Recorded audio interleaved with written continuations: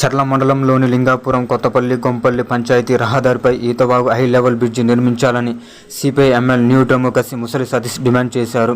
అనంతరం ఆయన మాట్లాడుతూ CPI MLA New Democracy party Charla Dummugudem sub division కార్యదర్శిని. చర్ల మండలంలో లింగాపురం పంచాయతీ, అట్లాగే గొంపల్లి పంచాయతీ, అట్లాగే కొత్తపల్లి పంచాయతీ ప్రతి ఏటా గోదావరి వచ్చి ఈతవాగు బ్రిడ్జి మునిగిపోతా ఉన్నది. ఈ బ్రిడ్జి కోసం అనేక సార్లు అధికారులకు విన్నవించుకున్నాం. ఆందోళన చేసినా కూడా అధికారులు దున్నపోతుల మీద వర్షం పడ్డట్టుగా వ్యవహరించారు.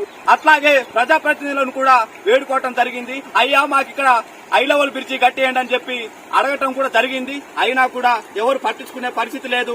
ఇవాళ విద్యార్థులకి, అట్లాగే రైతులకి, వృద్ధులకి ఇవాళ వృద్ధుల హాస్పిటల్కి పోవాలంటే కూడా ఇబ్బందికరంగా ఉన్నది. ఇవాళ విద్యార్థులు పాఠశాలలకు పోవాలన్నా కూడా ఇవాళ ఇబ్బందికరంగా ఉన్నది ఈతవాగు చేపట్టి.